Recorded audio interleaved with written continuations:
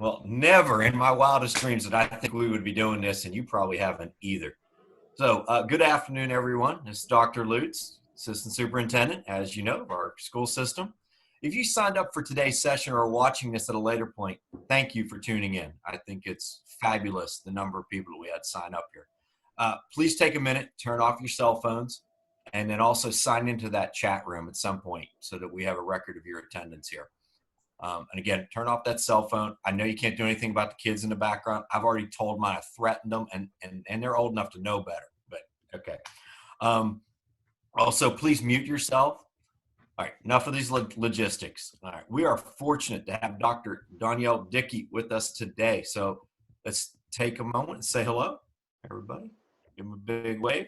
All right. Hello, Currituck. That's why you turned in. We all know that we have this many people sign up. You turned in because it was Dr. Dickey. You remember his dynamic session with us this past October. But today's session, it's not about standards. It is about healthy selfishness. So what's healthy selfishness? It's the process of allowing oneself to honor, care for, and nourish within reason before honoring, caring, and nourishing others.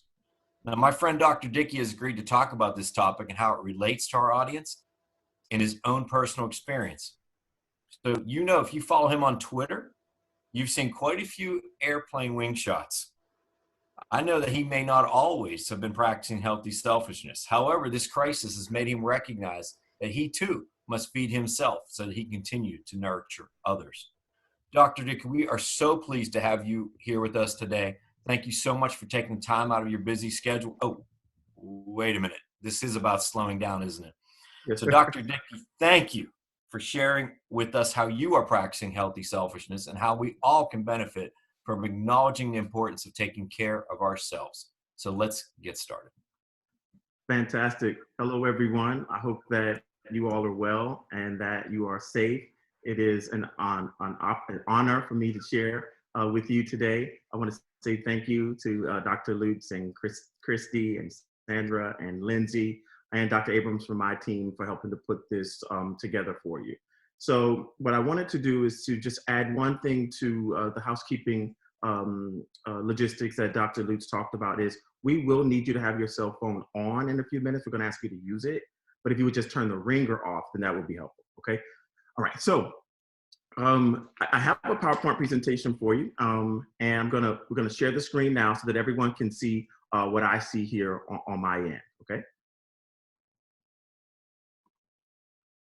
And are you guys able to see the PowerPoint? Okay, fantastic. Okay, so thank you for joining us for this conversation, Currituck, on healthy selfishness and how to ensure that we all have a work-life balance so that we can serve children and families well. Okay, so we've already talked about we've already done the greeting and the welcome, and my responsibility here is to walk you through the remaining items in the agenda. After we talk about seminar outcomes, which are discussing the perils of stress, we're going to engage in a discussion spark that'll be fun. We'll do a Kahoot survey, which will allow us to have an exchange via the chat function here on Zoom. We'll talk about industry-related and home-related contributors to imbalance, and then we'll have opportunities to discuss strategies for mitigation, and we'll wrap up our conversation today with the question and answer session, okay? So with that said, let's just jump right in. So the coronavirus, COVID-19, really does represent a unique opportunity for us to get ahead of work-life balance or the struggles of maintaining work-life balance when everything reopens, when all of our states and when the nation reopens. And so I know from my experience as a public educator, I've said to myself, I remember saying to myself many times, I wish that everything could just stop for a week or two so that I can get myself together. And so I had no idea what I was really asking for. I would have never asked for something like coronavirus for that to happen. But I think this is a unique opportunity for us to take advantage of a whole lot of things slowing down so that we can get ourselves into balance. Okay. So I'd like for everybody to be get ready to add comments here to the chat function. Here's a question that I have for you. what are your greatest contributors? What are the greatest contributors to your work-life imbalance? If you are experiencing any level of imbalance, tell me, what contributes to it? I'll stop the share screen so that I can see what you see. I see workaholic tendency, not having the ability to say no. Being online all day. Well, yeah, that's a new stressor. Anxiety, being a mom, worrying about your students' well-being, being pulled into too many meetings and conversations, a lack of student participation. Technology can have an impact on your work life. You're feeling imbalanced. Multitasking, yep. Not knowing what to put first and next and then, and all the paperwork that's associated with being a public educator. Sometimes we put pressure on ourselves. You're absolutely right. Yep, knowing how to prioritize. Yeah, so some of the stressors, I hear what you're saying in the chat function, that some of these stressors are imposed on us, and some of these stressors we impose on ourselves. And so this conversation today is about how to identify which ones are imposed and which ones are self-imposed, so that we can have the right strategy to mitigate the stress that's associated with the work and bring ourselves or maintain our work-life balance. Okay, thank you everybody for those comments. So I'm gonna go back to the PowerPoint. Okay, everybody can see the screen. So let's talk about the perils of stress. So I did a great deal of research in advance of this conversation, and I thought back on, my work, as Dr. Lute stated, from state to state to state every day. Prior to COVID-19, I was in 2 states a day in some cases. So travel on a stage all day, speaking all day, running to get to the airport, running through the airport, getting to my seat, flying all afternoon and evening sometimes, and then starting that process all over again, okay? And so I found myself stressed out to no end, okay? And here are some of the things that I experienced that you will experience if we fail to effectively manage stress. Headaches. Believe it or not, heartburn. So it may not be the chili that you ate, it may be the stress that you ate, right? Risk of heart attack. And so according to the National American Association for Health and Wellness, heart attack is a result of sustained increased heart rate. And so being out of work-life imbalance, it causes in us physiologically an increased heart rate, which leads to damage to our systems over time. And so stress is more than something that needs to be on our list of things to address. It has to be at the top of our list of things to address in our lives. It causes insomnia. And so you ever lay awake in the bed worrying about the next day, and if your lesson is ready, if your lesson plan is ready, if you have everything you need, how will students respond to the lesson? That stress creates insomnia in us.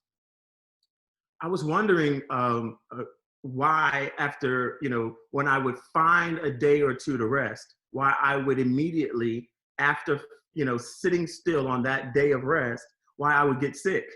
I would get sick after, 3 weeks of a continuous travel from one city to the next, try to take a weekend off, or like an extended weekend, like a Friday through a Monday, and every break that I planned, I found myself with a bad cold because my body could not take the stress that I was putting on it. So as a result, I weakened my immune system. So I couldn't even enjoy the breaks that I put into place in order to get into work-life balance. Stomach aches are part of the side effects of an imbalance of work and life, and also tense muscles. So if you ever feel like, when you get in bed at night, you feel like, your arms are aching, your hands are aching, your feet are aching.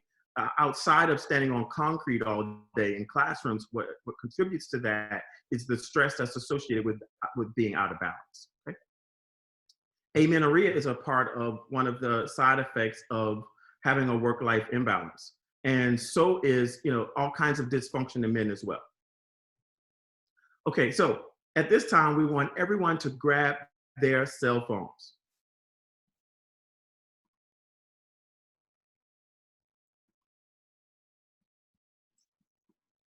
And we're going to prepare to do a Kahoot survey. It's pretty fun. And after each one, we'll stop and engage in a discussion.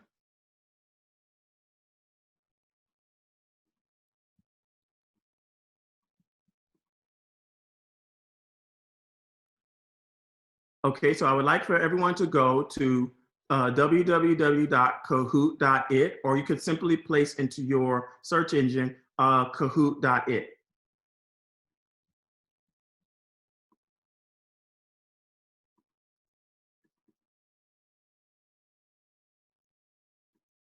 And everybody can see that? And it's going to prompt you to put in the 7-digit code, and it's going to prompt you to select a name. You can use your real name, or you can use a nickname.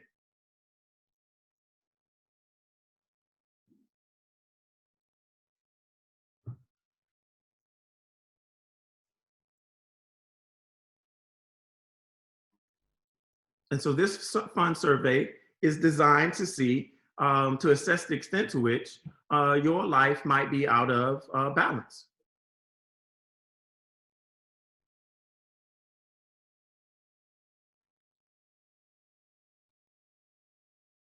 So Christy, would you tell me, because I'm unable to see how many folks we have logged in, when we get to the number of folks who are logged in or very, very close to it, would you tell me what that number is? Because right now I see 71, and I know we have many more people than 71 logged into the conversation today.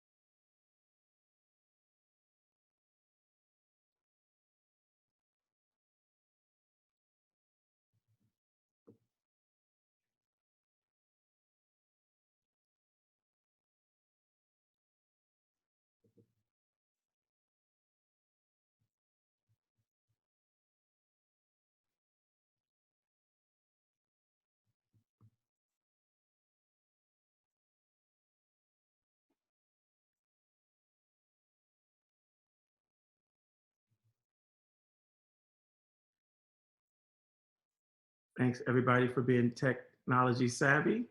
It looks like we have about 85 folks logged in.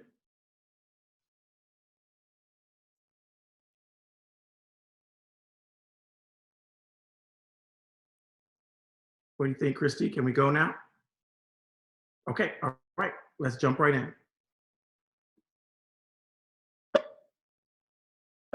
Oh, I don't want the brain teaser. Uh-oh, I don't want that one. Sorry guys, 1 second.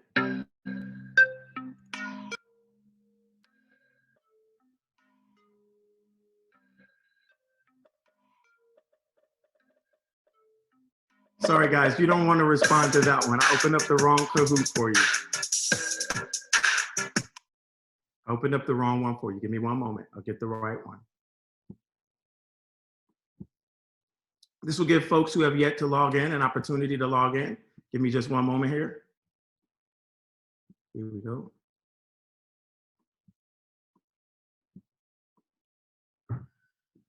Okay, here we are.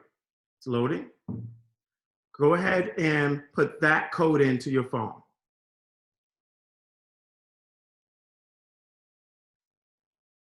So you want to go out of Kahoot and come right back in. I apologize profusely.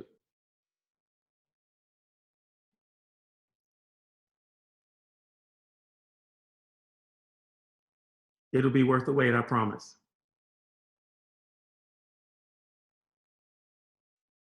We'll get back up to about 85 and then we'll jump back in. Right now we're about 73 folks. Thanks everybody for your flexibility. Okay, just about 30 more seconds.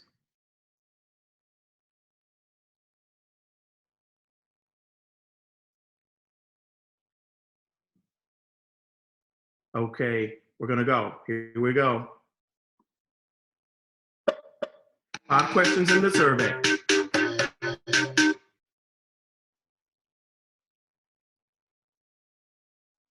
What one word most represents your pre-coronavirus stress level at work before COVID-19? How were you feeling?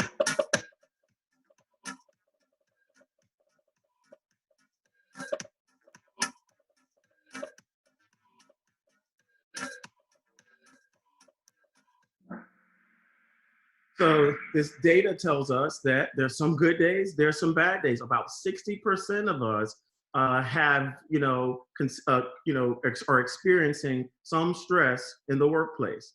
About 32% of us say that we were pretty cool. So more than about 2/3 of us are experiencing some level of work-life imbalance, and that 6%, and that 5% about to lose it and secretly having lost it, that group we cannot ignore. Okay, and so this data tells us that in the workplace we're experiencing a significant level of stress, and it must be dealt with because we know that there are physical ramifications for extended exposure to stress. Okay, let's go to the next question.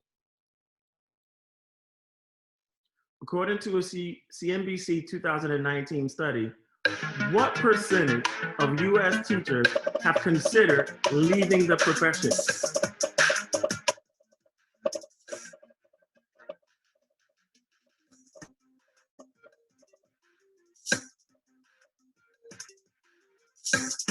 Two seconds remaining. Wow.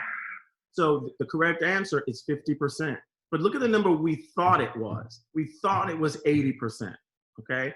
And so if half of the workers in any profession at some point consider leaving, we have to address that issue in a way that mitigates it and keeps an eye on it throughout the school year. Okay, so that folks do not burn out, they don't quit mid-year, they don't start looking for the door mid-year, and that they're planning, that they see the upcoming school year in their current school year, and they plan for the upcoming school year in the current school year. But if you're stressed out, if you're out of work-life balance, you're not thinking about school year 2022 and 2023 in the previous school year. So stress keeps us from being wanting to be participants in strategic and long-term planning. Let's go to the next question.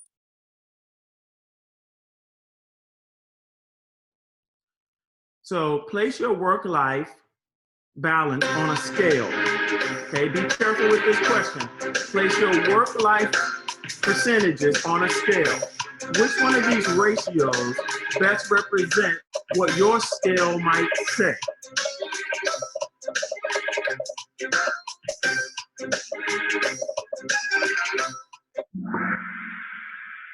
Okay, so I want you to know to think about work-life balance in this way. If 50-50 is the goal is too low. If 50% of your life is work and 50% of your life is life, I believe you're out of balance. And so we might look at 80% work, 20% life as being out of balance, but actually 50-50 is out of balance. Because if 50% of your life is devoted to work and 50% of your life is devoted to life, you probably aren't living life.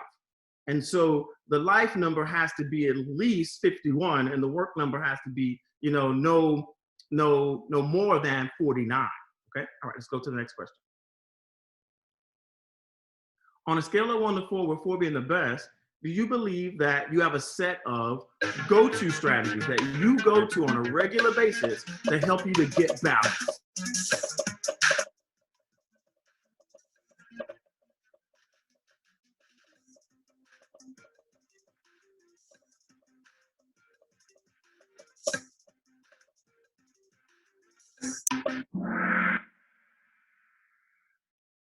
Wow. So the vast majority of us, could use some support in this area, right? So, for many years, we just say, I'm just going to go home and take a nap, but that's not work-life balance. And so, this conversation, I'm going to offer up to you 8 really popular, thoughtful strategies that you can put on your list of go-tos in order to get your life into balance or keep it into balance. Okay, let's go to the final question.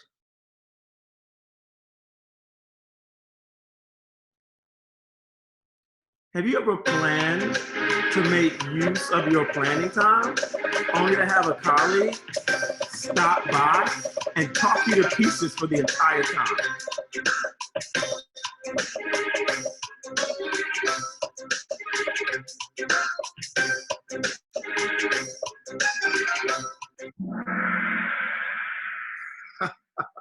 Okay, so 94% of us say frequently or too frequently.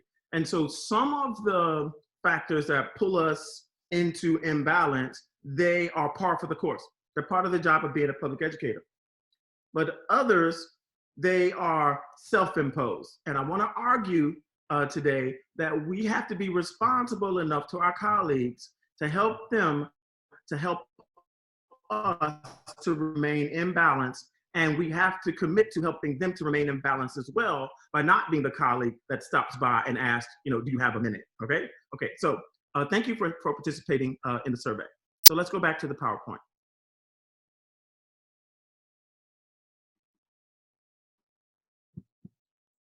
You guys are able to see the screen, is that right? Okay, so let's talk about some of the industry-related contributors that could be beyond our control that pull us into an imbalance, okay? And I wanna say that industry-related contributors or education-related contributors to an imbalance of work and life, they're pretty consistent across the grade bands. And so elementary, middle, and high school, many of the factors are consistent across the grade bands. Number 1, lesson planning and unit planning can pull you out of whack. This is why your in-school planning time has to be maximized so that you don't have to take the work home with you each day. And so unit planning at the beginning of the school year during pre-service week, it's really important that we use that time to help us to be ready for the first quarter of the school year so that we don't find ourselves imbalanced as early as August or September. Okay? Duties like class coverages and bus duty and other cafeteria duty, those things pull us into a work-life imbalance. And so let's look at the number 3, parent-teacher communication. Parent-teacher communication is often thought of as reactionary, but parent-teacher communication that is strategic is parent and teacher communication that happens before there's an issue in the classroom. And if we are consistent with communicating with parents before there's like a behavioral issue or a work ethic issue with a particular student, if we share that information with them well in advance, it won't catch up with us later on and pull us into an imbalance. After school activities can create imbalances because if you care for the kids as much as I know you do in Currituck, you want to stay for basketball games or you want to stay for a lacrosse game or what have you. But I think we have to almost schedule the after school activities in which we participate because an over participation creates an imbalance in our lives. Grading and reporting. Brand new teachers want to grade everything, but it's really not important to grade everything. I think we have to be judicious about what we decide to grade so that we aren't finding ourselves taking a pile of assignments home to grade ad nauseum. I don't think you have to grade everything to figure out whether or not kids understand what you have taught, okay? And grade reporting, it can also pull you into an imbalance as well. And so, each quarter, we sit down and we do grade reporting, and there are a certain number of grades that are required of us to be in the grade book.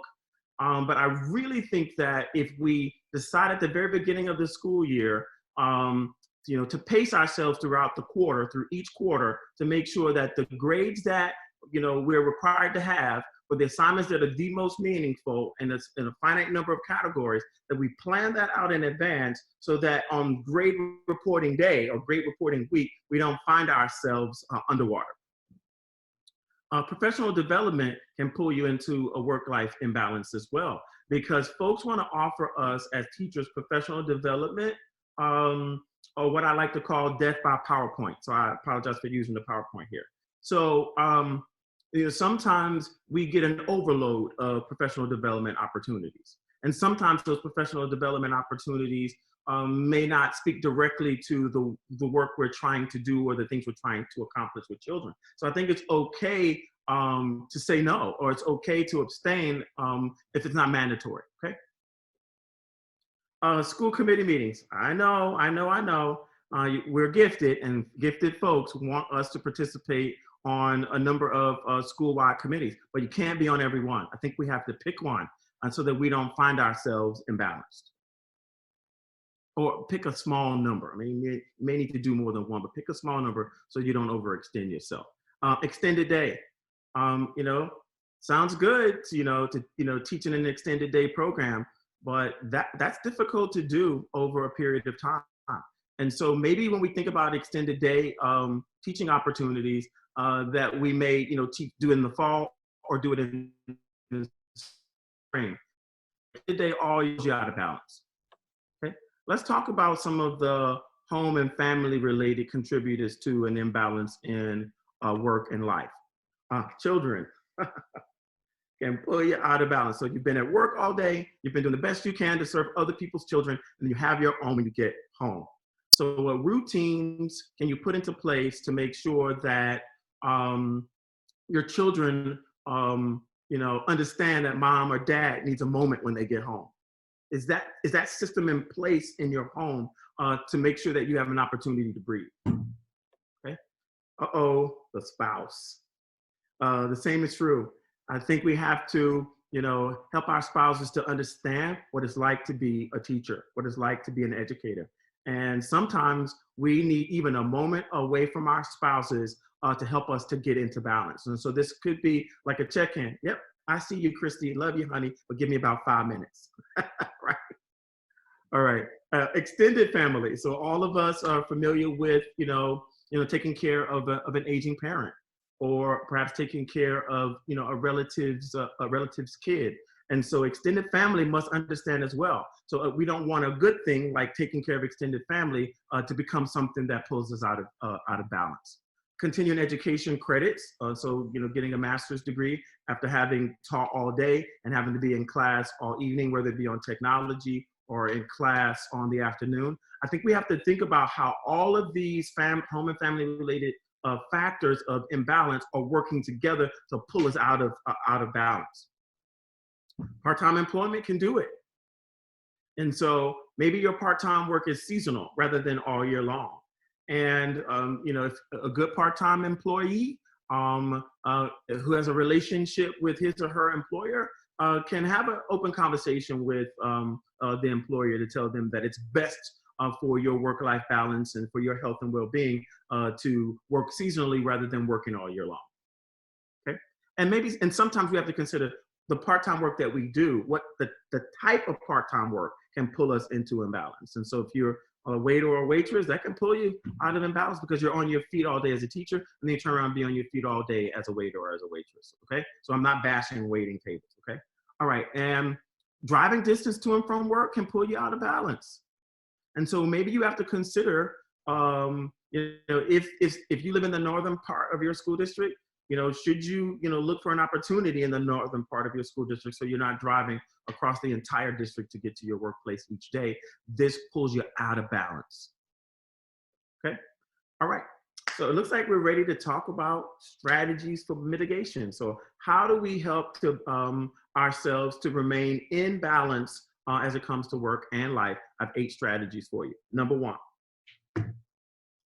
create an at-school to-do list that can be achieved that school day. And if it cannot be achieved that school day, it simply has to go on the list for the next school day, okay?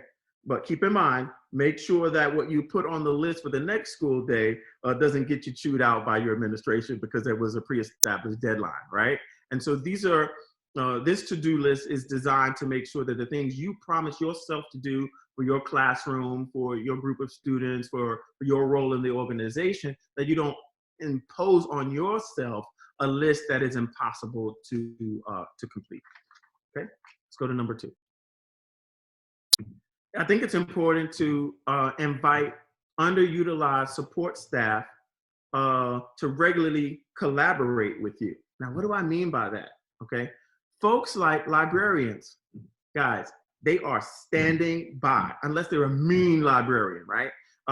They are standing by to help you to select anchor text if you're an ELA teacher to facilitate your lesson on main idea or your lesson on analyzing character traits. And I've seen over my career librarians almost hoping, wishing, praying, putting into place strategies to help teachers see them as a willing resource.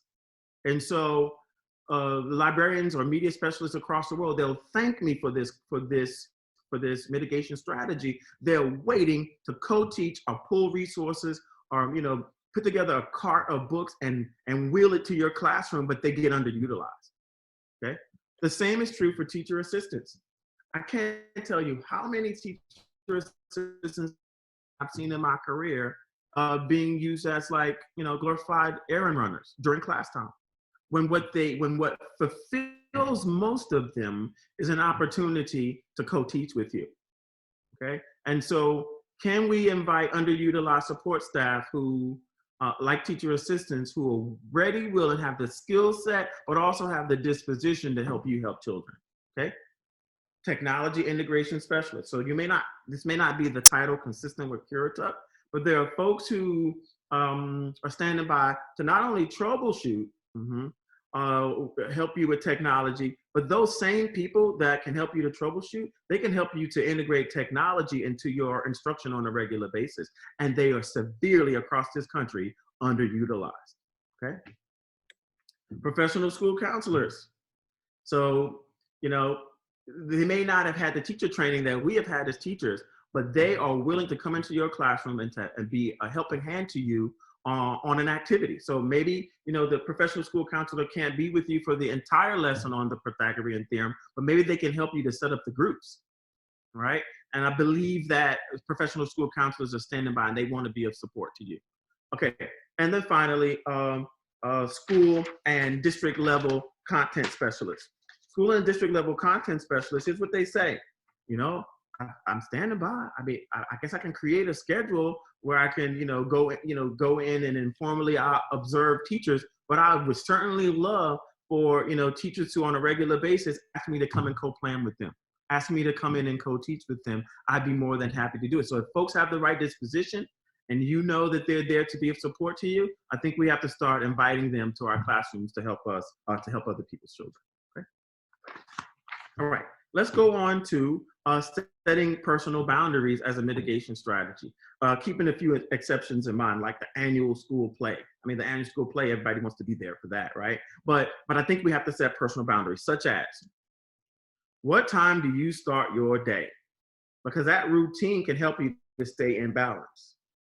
During the school day, do you take breaks? Like, even if it's a walk around the building, even if it's a walk to your car to get some fresh air and come back, you take time to take breaks from, the stress of it all, the bells ringing, kids passing in the class, in the hallways between classes,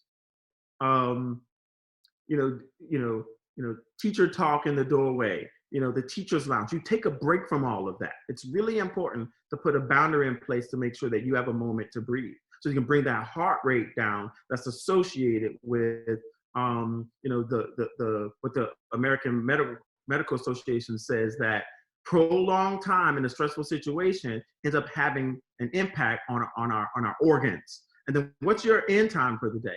Now, I'm not saying that you should run out of the building when the kids run out, right? But what I am suggesting that you establish a routine around, when you leave the building. Because coming early and staying late, that's wear and tear on you, and it brings you out of balance. I know you want to do that to be of support to children, but you got to have boundaries, okay? Using your contractual planning time. And this is a refrain that keeps coming up in the conversation. And so we're all allotted contractual planning time. Everybody around you has to learn how to respect your contractual planning time, or you're going to constantly find yourself out of balance. And we have to teach people. Yeah, I know you want to show me a picture of your baby. Yep, cute baby. Now I need to plan. Okay. Of course, you have to decide what's going to be graded. Don't grade everything. But I don't think I would tell kids, I'm not going to grade everything, right? Because some things we want them to do so that we can informally access. I know this is not about standards, Dr. Lutz, but so that we can formally access, assess the extent to which kids have picked up skills, have picked up abilities. So we don't want to tell them that we're not going to grade everything. So some things we give them, they're just designed to make sure that we have information about what we need to do next. It doesn't always need to be graded, right? Strategic acceptance of committee assignments. Okay, so I kind of like, fancy that up. Strategic acceptance. All right. And so this is saying to the administrator, I know you love my contribution and I respect your leadership, but I cannot be on 12 committees in this building if you want me to be healthy. Okay. And that's fair. And every administrator understands that, because most administrators, they did this to themselves. They were on 15 committees so they could learn as much as they could about leadership before they stepped into the leadership position. Understand imbalance, because most of our administrators across the country, they're living in imbalance. Okay, that's not a slight against them, but don't become one of those people that allow other people to pull you into an unhealthy imbalance. Okay, let's go on to strategy number 4, and I'm going to leave time here for questions in so that I can answer some of your questions. We're about 38 minutes in. Okay. Sandy, we might need some tech support for Christy, because Christy is having some mic issues. Got that resolved? Okay, let's go to number 4. Create systems and routines up front. Okay, what does this mean? Teachers, if you're an elementary teacher, here's a routine or a system that you can create up front. You can say to kids, okay, you're in my class. I have some routines. I'm going to tell you at the very beginning of the school year, this is how my classroom runs. Okay, on Fridays, I want you to place your journals on the corner of my desk. Don't ask me if I want your journal on Friday. I always want your journal on Friday. Put it on the corner of my desk. That keeps you from having to manage everything that kids do on a regular basis in your classroom to be effective in the teaching and learning and assessment processes that you've established to promote student improvements in student outcomes. A middle school example. Got to tell kids, I'm going to create a 1-page parent-teacher conference document, but I'm going to do that on data meeting days, so that while I'm meeting the requirement that's established by my school or by the district on monthly data meetings, I'm going to use that time to create the 1-pager that I'm going to use during parent-teacher conferences, so that I kill 2 birds with 1 stone. And that system, that routine, can pull you back into balance, because you're not working on on the day before or the day of evening parent-teacher conferences to create your 1-pager for your discussion with parents. You already took care, at least part of it, on data day. And so if you're having a data review day, the same thing. Data review day, data meetings. I know those are really popular in public education right now, but I would say kill 2 birds with 1 stone. And then for high school folks, here's an example. We can tell kids up front, place your homework in the basket that's marked for your period. A simple system, a simple routine to make sure that when the bell rings and kids want to run out of your classroom, you need that time to breathe, to come back into balance. And so if we say to kids, part of your responsibility is to place your homework in the basket, that helps you to remain or maintain or get into balance. Everything matters. Okay. Number 5. Y'all, this is a big one, and I love this one. When I came up with it, I said to myself, genius. Okay, here it is. Archive your lesson plans and your materials of instruction. I know you already do this, but I think it's important to say, okay, if you archive your lesson plans and your materials of instruction, here's what you're also doing. You're praying to the principal, don't change my grade level. Don't change my content area for next year.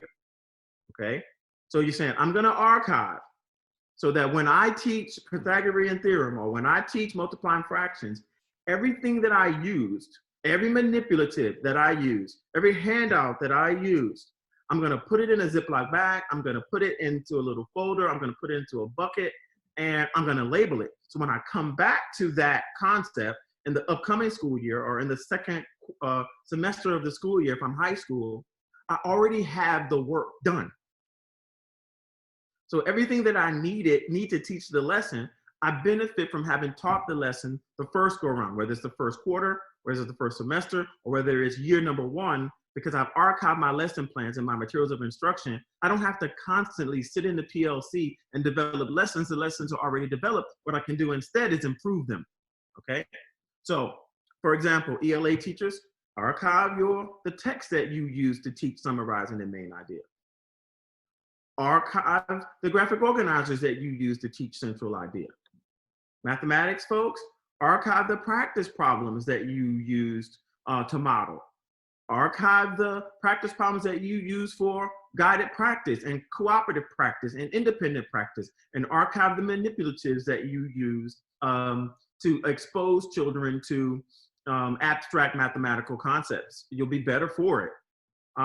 If you're a social studies teacher, archive your primary and secondary resources so that if you're in a unit on the American Revolution, you already have those primary and secondary sources in a Ziploc bag so that you're not looking for those resources when it's time to plan your unit plan or when it's time to construct your daily lesson plan for the next quarter, the next semester, the next year. And if you're a science teacher, archive the resource for your engagement, your elaborate, and your evaluation phase of your instruction so that you're not constantly looking for the pieces of the resources you need to serve children well and to remain in balance. And all teachers, if I didn't call out your content area, all teachers use printed materials. Archive those materials and label them in a way that you can get to them easily when you come back to that content or that concept. Archive your formative assessments. Archive your differentiated resources. And above all, archive your rubrics.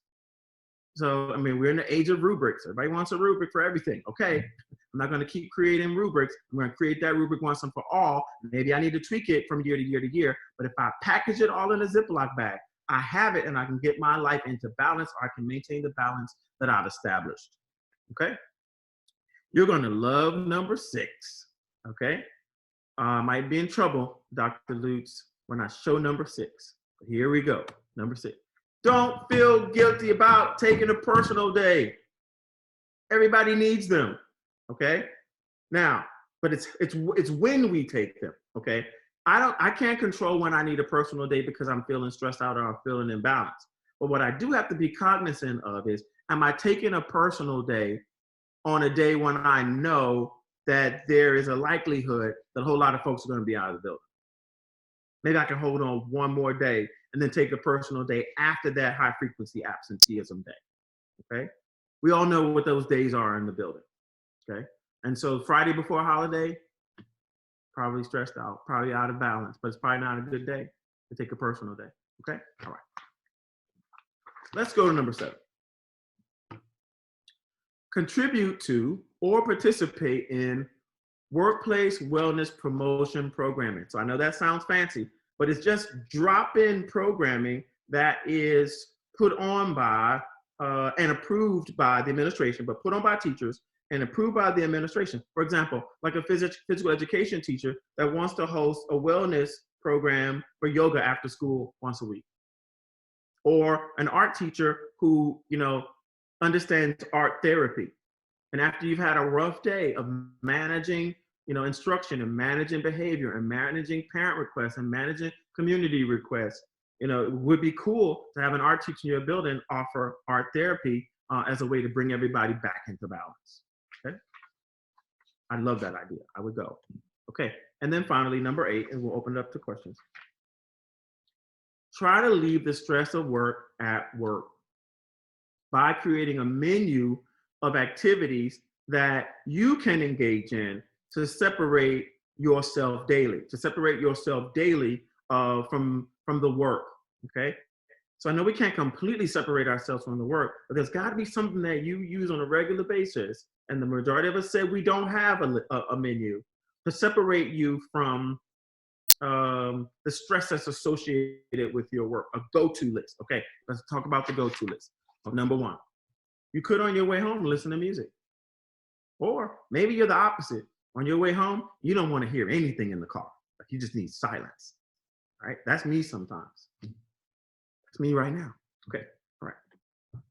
Number 2, maybe you want to, work out or take a walk And as someone, as Dr. Lutz had said at the very beginning of this seminar, I did not have a menu. And so I was running myself in the ground and still thinking I was at my personal best. I wasn't at my personal best if I'm running when I was running to the ground. I run myself into the ground, ran myself into the ground. So now I take walks on a regular basis. Every day I take a walk. Just about every day I work out. And I feel better because of it. And it separates me from Christine's 500 emails that come to me on a daily basis, right? Take a hot bath or a hot shower. And I've tried these myself. So I'm not offering a strategy that I haven't tried myself. It separates you from the work and relaxes you, brings our heart rate down, gets you breathing, okay? Cook a meal. So, you know, if you don't have 11 kids, cooking a meal could be therapeutic, right? But if you're cooking for 11 kids, that may not be so therapeutic. So, but what I find, you know, it can be in some cases relaxing to prepare a meal. So put the music on, cook the meal, maybe a glass of, you know, an adult beverage, if you're 21 and above, and bring the stress down and help to balance. Read on a topic or a genre of your preference. So if you like mystery books, read a mystery book. If you know, like to read about race cars, read about race cars, and that can bring you back into balance. So do something read something that you enjoy reading. Okay? Play with your pet. You know, this is terribly relaxing. These you know, our pets have unconditional love and affection for us, and so that helps us to bring our heart rates down and bring us back into balance. Meditate or even practice mindfulness. I recently picked this up, and there's an app if you have an iPhone or even an Android, I believe. There's an app that you can find on mindfulness, and it teaches you how to breathe, how to, you know, let go of things that are troubling you. Very effective, and even if you're having trouble like getting to sleep at night, mindfulness activities can help you to center yourself so that you can get a good night's rest. Recite positive affirmations. Yep. So yep, I'm healthy, I'm strong, I can do this. Those types of affirmations have been proven to reset us, to help us to get into balance. Take a nap, but not a 2-hour nap, because a 2-hour nap is not a nap. You went to bed, okay? So the research says about 30 to 45 minutes of a nap can help you to reset.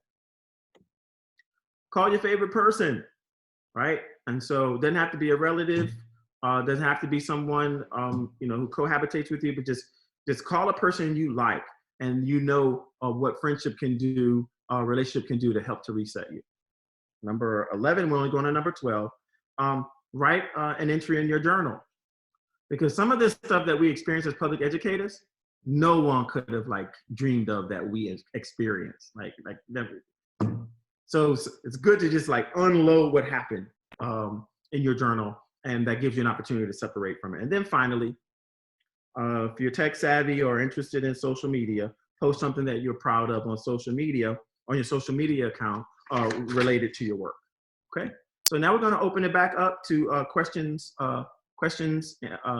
and answer period with the 10 minutes we have remaining, and then I'll toss it back to Dr. Lutz. So I'm going to open up the chat line here, and am I turning it over to Sandra or to Lindsay to give us the rules, or should I just do it myself? It's your show. You can do it however you like.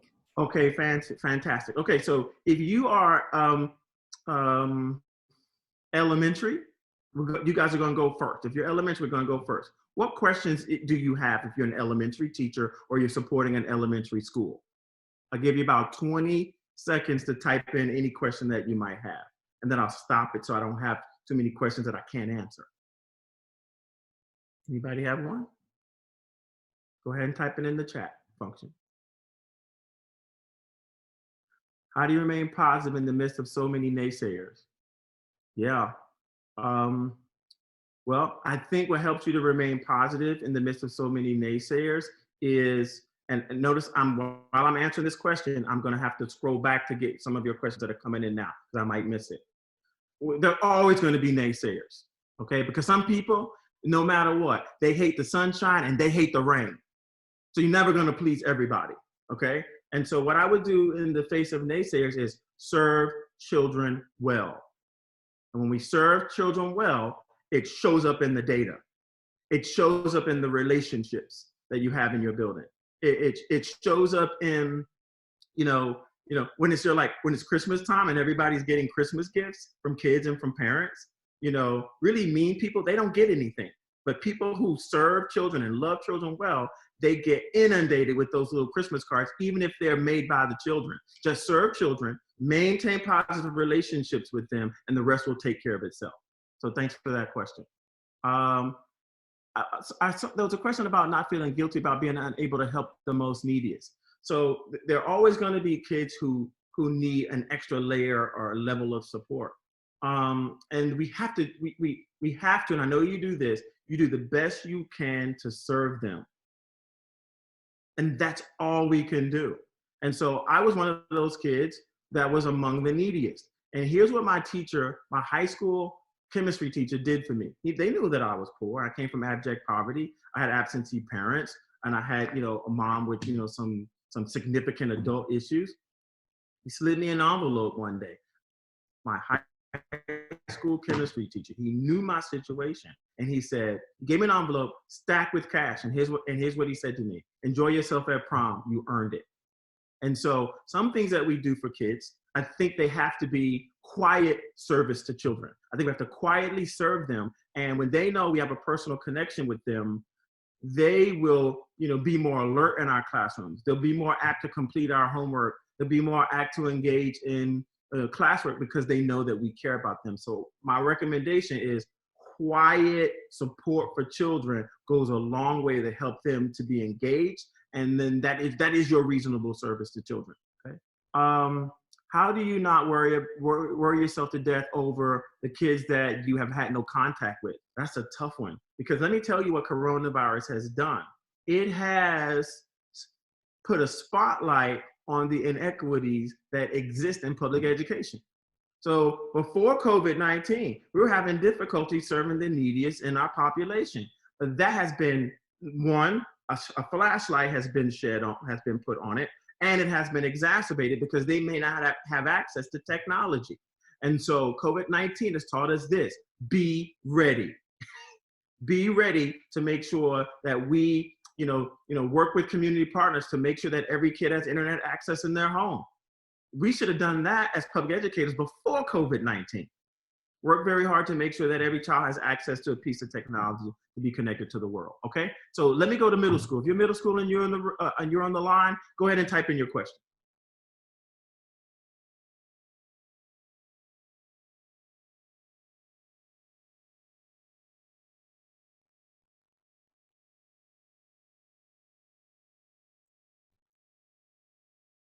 While we wait for a middle school question, I don't know if this is a middle school question, but it came through. It says, what do you do when you can't reach kids that you're worried about? Look, I think that, I would not recommend to teachers to make home visits, right? I would not recommend that, because we don't know in what situation we might be placing ourselves. But if there's an administrator and a teacher and a professional school counselor, or maybe or a social worker concerned about a kid, a family that you have not been able to be in touch with, I think as a group you can go and do a home visit, right? But as an individual, I don't recommend it. The question about what do you do to help parents who refuse to help their children during this time? I mean, I would argue that those parents, and this is not to make negative, comment about parents. I think those parents may have a similar disposition when kids are in school. And so I think the same thing you do in this unique situation is what we should have been doing in advance of the unique situation called COVID-19. And that is, don't give up. So they may be refusing for a reason that's beyond our understanding. They may be refusing to participate because, they're working 2 jobs, or they have some significant, adult issues that keep them from being as connected as they could be. I just think we don't give up with trying to reach out to them and communicate. Okay, any other questions?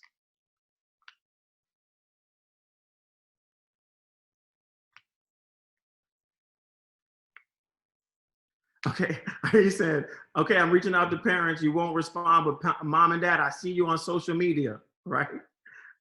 I think that's outside of our sphere of influence, and we can't force adults to be partners with us. Partnership is a part of volunteerism. I mean, parents volunteer to be our partners in public ed, and they can decide not to. There's no way around it other than don't give up trying to reach out to them. Maybe we can, find out what some of their, what some of the carrots could be that we could place in front of parents, unfortunately, but that's part of that's part of the public education. What carrots can you put out in front of parents to pull them in? But sometimes parents refuse, they don't participate because they didn't have a good experience in public ed. They may have, not had a good experience with a teacher or with administration or, with their peers while in school. And they're afraid to come to the schoolhouse because of their, previous experiences. So I would just say we suspend judgment and do whatever is humanly possible, not to give up in our pursuit of partnership with parents. Okay, so looks like I have 2 minutes here for any additional questions you might have. Thank you for the feedback, Nicole. You said I made a very good point. I'm trying here.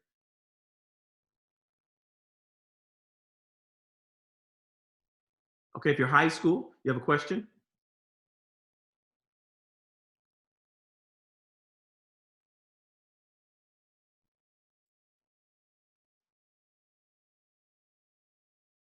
Okay, looks like we don't have any additional questions. Okay, here it is. This is one. How do you think schools will work when we finally return? Nobody knows. And if they say they know, they're not telling you the truth. Nobody knows. We're going to have to figure it out all together. Okay, so let me do this for you. If you're interested in, a good book on school leadership, administration of schools, I would invite you to this book. And if I can pull it up here with my final minute remaining, go to stop sharing. If I would recommend this book to you. And it is a book on, the title is The Integrated Approach to Student Achievement. If you're looking for a book to use to get ready to serve children well academically, this book is a good choice for you. So if you're a leader, an aspiring leader, if you want to know how schools work from the inside out to be of support to children, then I certainly recommend this book to you. And you can find it on our website at educationalepiphany.com. It's the only place you can get it is educationalepiphany.com. If you'd like to follow me on Twitter, I certainly hope that you will. My Twitter handle is my first name and my last initial. You see it down on the bottom left-hand side of the screen. And if you want to follow me on Facebook, I'd love to be in partnership with you to see what's happening in your classrooms, to see how you're handling teaching and learning during this pandemic. Please follow me on either one of those and I'll be sure to follow you back. All right, so I'm going to turn it back over to Dr. Lutz. Dr. Dickey, thank you so much for giving us your time. The feedback from staff, again, it's outstanding. You continue to touch lives within our district and across the country. So I can't thank you enough for you giving of your time and your knowledge and your wisdom. And I thank you from all of Currituck. You're welcome. It's my pleasure. It's good to see you. I wish I could have heard your voices and you guys could have talked back to me, but maybe, next time we have a seminar, we'll be able to do that. Because I certainly would like to hear your thoughts and your perspectives. And hopefully I'll see you soon after all this is over. Thank you, Dr. Lutz and team, for thinking about me for this opportunity. See you later, everybody. Stay safe. The PowerPoint will be available to you as well.